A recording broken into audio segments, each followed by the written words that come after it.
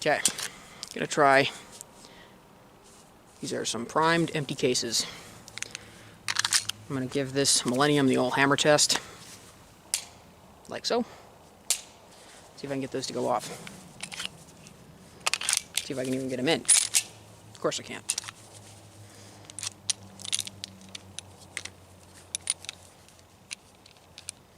So, primed case, no powder, no bullet. So while you're watching me whack away at the back of this Taurus, I'll point out that the SIG 320 had a drop safe issue that initially appeared to be the same kind of problem. If dropped on the back of the slide, the trigger would travel all the way to the rear, which, in doing so defeats all the safety mechanisms, and then that would fire a round. Striker is still cocked back all the way. It's not in double action mode, this is single action mode. However, a lot of testers then took the SIG 320 and similar designs, such as the Honor Defense Honor Guard pistol, and realized that they could get them to go off just by hitting the back of the slide with a small hammer. So in this case, I'm smacking the hell out of this thing with a rubber mallet, and it's not going off. Now, I was pretty sure, based on my testing, that the issue was not that the striker would drop because of shock to the pistol. The way I initially tested this was to drop the pistol unloaded from a height of about 6 feet onto the back of the slide, onto either a carpeted floor or wooden floor, and I could tell that the striker had released because the trigger would revert from single action to double action, which means that the striker was released somehow. I couldn't reproduce that same test with the manual safety on, which suggested to me that the reason that the striker was releasing was that the trigger was traveling all the way to the rear and dropping it. So I already know that if I drop this pistol with the manual safety off onto the back of the slide, I can get the striker to release. The reason to hit it with the hammer is to see if there is another issue that allows the striker to drop with the trigger remaining still. In the case of the Taurus, there is a firing pin block that is only disabled when the trigger moves to the rear. So in theory, even if hitting the back of the slide with a hammer, even if that did cause the striker to drop, it would only drop so far as the firing pin block and would not set off the cartridge if the gun was in good working order.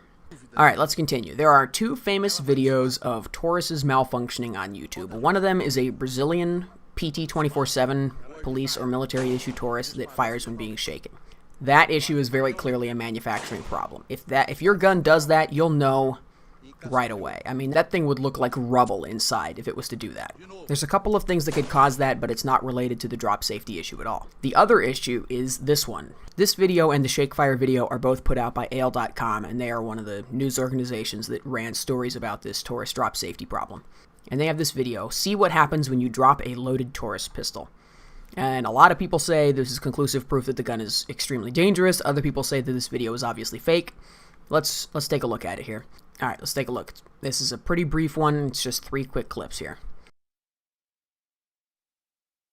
About 21 seconds long, 3 really short little clips. So this first one, alright, there we go. Now you can see this gun in frame. This is a Generation 1 PT-111 Millennium. Not a Pro, just a Millennium. They had not added the Pro to the name yet. So the key thing to think about in this case, this drop, 1, the manual safety is on. That's important. Second thing to keep in mind is that the original Gen 1 Millennium Pro, there have been 3 generations of Millennium Pro, and then there's the new G2, which is actually the 4th gen. So this is a PT-111 Millennium, the very original model from the late 90s, early 2000s, whenever that was. This gun is double action only. These have a long, heavy trigger pull. I am very surprised that the trigger has enough inertia to travel all the way to the rear against this long, heavy double action trigger pull. On the 3rd generation Millennium Pro, as well as the PT 24/7 series, the trigger is single action with restrike capability. You can't decock it, so you can never actually carry it in that double action mode, and the only time you'll ever experience the double action mode truly is if you have a dud round, which is extremely unlikely. So for all intents and purposes, the 1st and 2nd generation Tauruses were double action only, and the 3rd generation and the PT 24/7 were effectively single action. So this gun is double action, and the manual safety is on, and let's take a look at it go. Alright, so it hits the back. You can see the manual safety flaps a little bit. That's just because there's weight going behind it. You can see that trigger travels effortlessly to the rear, and that's something that I already talked about earlier in the video. The original issue and the original recall of these guns was because you can put this manual safety on when the trigger is partly pulled. There's basically no other gun ever made that lets you do that. So in this case, the fact that that trigger is traveling to the rear, even though the manual safety is on, means that either this gun is completely hashed inside, like there's just nothing left, it's a shredded pile of garbage, or it means that they actually did. They began pulling the trigger, then put the manual safety on, then release the trigger again. And now, I'm not saying that that's a good thing, because obviously the fact that that can happen is pretty bad, since nobody would expect it, because it doesn't happen in pretty much any other gun. However, it's worth pointing out that if you have that manual safety on properly, the trigger cannot move like this, and that's what's causing this gun to discharge. And if we keep going, frame by frame, see that little flash? Let's just play this one all the way through. Bang. There's that flash. Now they're going to try to show it to us in close-up. Not a high-quality slow-motion camera that they used. That's fine. So yeah. All right. Closer look here. You can see this says Millennium on the slide. It does not say Pro. It has the old-style smooth-sided grips and the front strap and back strap checkering. So this is Generation 1 Millennium non-Pro. And there you go. Trigger flaps to the rear. Goes off, theoretically. Trigger does not return, and that's because if that manual safety is on, the trigger's dead. It can't reset. Normally, if that manual safety was off, that trigger would have shot back forward under the return spring. Because it is double action only, it would have just bounced right back forward. But it's basically in kind of a screwed up dead mode because this manual safety is on. And they used a primed case if they did this legitimately, which I'm not saying they did or they didn't. But this probably would have been a primed case, not a real bullet. Regardless, the slide would not have moved because the manual safety is on. And on these guns, the manual safety locks the travel of the slide. All right, let's go to the next one. This one is a PT 24/7. So this one is single action, double action. But again, that double action is not real. You will never see that in practical terms. So this one is, again, falling out of the back of the slide. You can see the manual safety is not on. And there we go. It hits. Trigger flaps. You can see that the trigger did return because the manual safety wasn't locking it. So the trigger is functional on this one. And then presumably it goes off. And that is expected. That is what I can confirm from the design, from dropping it. The trigger has enough inertia to flap to the rear, disable all the integrated safeties, and fire the gun. If that manual safety had been on, properly applied, that wouldn't have happened. But that is known. And this last one, here we go. This is another 24/7, it looks like. Actually, they have the model numbers listed here. A PT 24/7 in 40 and a PT 24/7 in 45. So let's watch this one go down. They dropped this one at a different angle, right? And check this out. It's going to hit just on the back of the magazine, or maybe on the back of the backstrap. And watch what happens to the slide here. Notice that the slide unlocked. This isn't recoil. This means the manual safety is off, because the slide would be locked. If the manual safety was on, the slide would be locked in place. It wouldn't move backwards. The slide is unlocked because the inertia of the slide is pushing against the recoil spring. And if we go frame by frame, oops, a little too fast there. All right, here it's hit. You can see that the slide has started to move back. The trigger has started to move back, but isn't going as fast as the slide. And if I can just about get to it, you can actually see that before the trigger travels all the way to the rear, the slide has unlocked. So this gun, as far as I can tell, did not fire in this drop test. Because what it looks like happened is the slide unlocked past the point where the gun was out of battery, and the trigger is no longer have an effect. Like I've taken apart these guns and looked inside of them. Not the specific ones in the video, obviously, but the design of the Millennium Pro and the 24/7 series is similar to basically every other gun. When the slide is partially unlocked, the striker can no longer be actuated because the firing pin block is out of position. It can't be deactivated by the trigger. Essentially, the slide unlocks, the gun becomes dead. So this trigger's flapping, but it doesn't mean anything because the slide has unlocked itself. Right? And it has enough inertia to... Oh, they're going to show it to us again. Even slower. Here we go. Alright, there we go. The slide is unlocked. That is far enough. This gun is out of battery. This gun's not going to go off. And then the trigger flaps to the rear. And these have an extremely far back release point, which is one of the biggest criticisms of the Millennium Pro and 24/7 design, is that this trigger breaks really far back. So the trigger breaks here. This gun is already so far out of battery, that trigger's not going to do shit. And you see that trigger bounces back because, again, the manual safety is not on. The trigger is not dead. It has returned to double action mode. Well, and probably to single action mode because the slide is actually going to cycle enough to reset the trigger all the way. And not quite enough to cycle this primed brass. And now back to the woods for the rest of the video.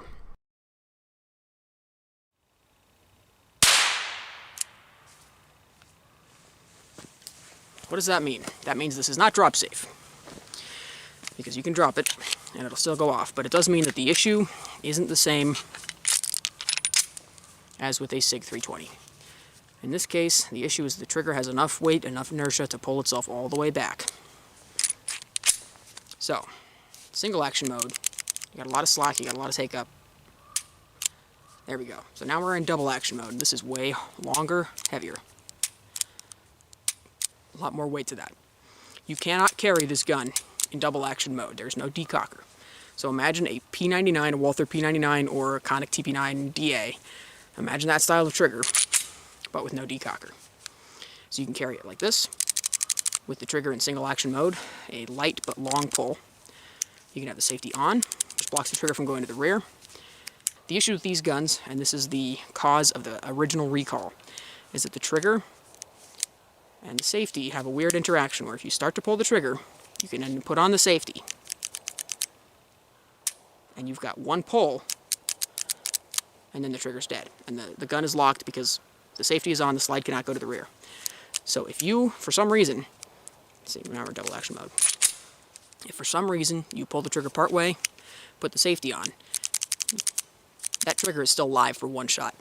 So that, combined with the weight of the trigger and the momentum of the trigger, if dropped right on the back of the slide, that trigger can go all the way back to the rear, pull once, and then the gun is locked. It's done. But that's still once. It's firing straight back up into your face, and that's the issue.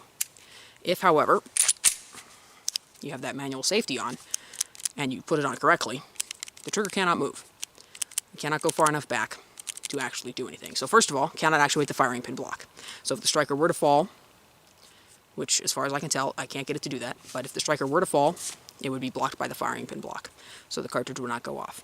So it travels a part of the way to disengage the firing pin block, and the rest of the way to actually release the striker and fire around. If you got that manual safety on, trigger can't get far enough back to do either of those things. It is, as far as I can tell, I am not a lawyer, I'm not your lawyer, I'm not a scientist, drop safe. What does that mean? Can you carry one of these? No, don't do it. If you have one of these and you like to take it out shooting, because it's an extremely ergonomic gun, accurate-ish, reliable-ish, you know, insofar as a Taurus can be, just keep it. Just keep it and shoot it. They're going to give you a $200 gun as a trade if you send this thing back in, if that. So just keep it. Vector CP1s are worth a lot now, aren't they? Like I said, in the woods, if you have one of these guns and you like it and you want to keep it and keep shooting it, go for it. Just be safe. I mean, be careful with it, because it is not 100% drop safe. It's probably 50% drop safe. So if you have one of these, you want to keep it, you want to take it out to the range, it's not going to fucking blow up, it's not going to shoot a bullet out the back of the slide into your eyeball, you know. Should you continue to carry it, however, no, I don't think you should. If you rely on a Millennium Pro or 24/7 as your daily carry and you cannot get another gun, then maybe you should send it into Taurus, try to take them up on their offer. They may send you a Taurus Millennium PT111 G2.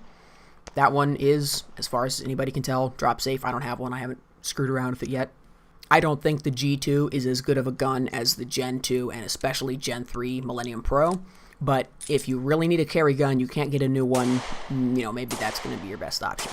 Basically, I'm trying to provide a voice of reason in all of this, because there's essentially two camps. One camp that says, I fucking knew it, Tauruses are dangerous, and if you look at one sideways, it'll kill you in your sleep. And the other camp of people saying, all these videos are fake. I dropped my gun, it didn't go off. You know, fuck you. They're both wrong to about the same extent.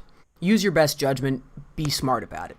I'm not trying to tell you that this gun is completely safe, I'm just trying to explain the exact ways in which it is unsafe, because almost everybody making claims about these guns is doing so probably without a real understanding of the mechanics of the gun. I think people assume that because they're made by Taurus, the guns just have no safety features or are really shoddily made inside, and I can tell you from having taken them apart that they're basically the same as any other striker-fired pistol. That's all I got. Thanks for watching. If you have any questions, feel free to ask them. I'll help you out to the best of my ability. Stay safe, Stay shooting. See you later.